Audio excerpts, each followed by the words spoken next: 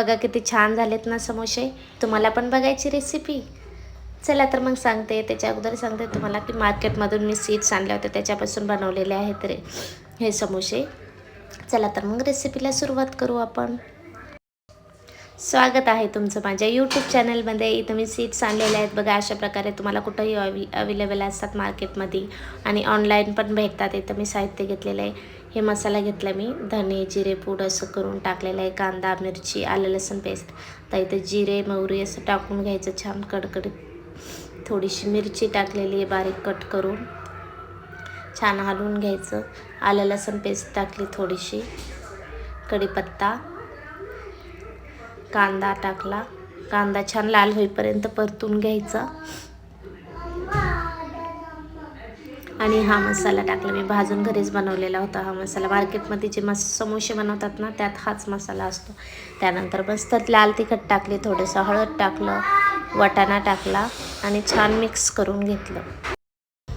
चवीनुसार मीठ टाकायचं, छान हलवून घ्यायचं, परत एकदा मिक्स करून घ्यायचं। परत मस्त छान हलवून घ्यायचं। छान कोथिंबीर टाकायची वरतून। त्याचे उकडलेले बटाटे घेतले होते, 4 बटाटे उकडले होते मी।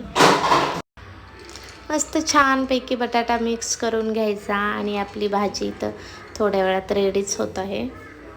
मस्त छान झालेली आहे बघा भाजी आपली। थोडा वेळ थंड व्हायला ठेवून द्यायची साईडला। मी गॅस लगेच बंद केला आणि इथं सीड्स दाखवते।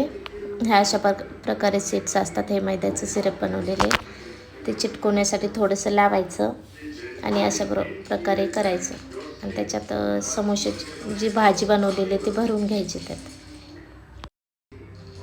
आपण जे मैद्याचे समोसे बनवतो तशाच प्रकारे बनवायचे आहेत हे, फक्त सीड्स येतात त्याच्या। असं मैद्याचं लावून घ्यायचं म्हणजे ते व्यवस्थित पॅक होतं। अशा प्रकारे लावून ना पॅक होतं, म्हणजे फुटत नाही तळताना समोसा। हे बघा, हे एक समोसा रेडी झालेला आहे। लगेच दुसरा समोसा मी करायला घेते। छान झालाय ना। दुसरा एक समोसा घेते मी, म्हणजे समजेल तुम्हाला। तशा प्रकारेच लावायचं आहे पण।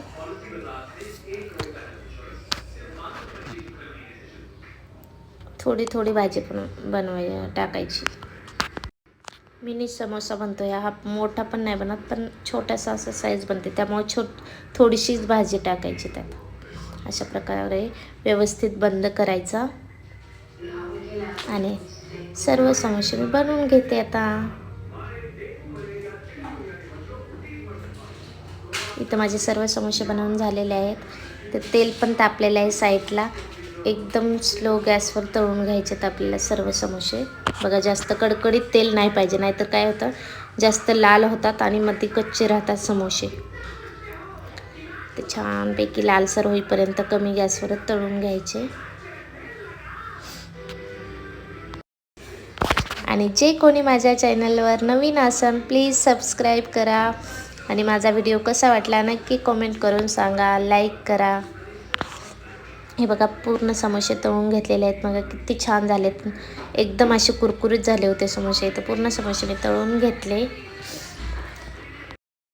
कसा वाटला माझा समोसाचा ब्लॉग नक्की कमेंट करून सांगा। भेटूया उद्याच्या ब्लॉगमध्ये, तोपर्यंत बाय बाय।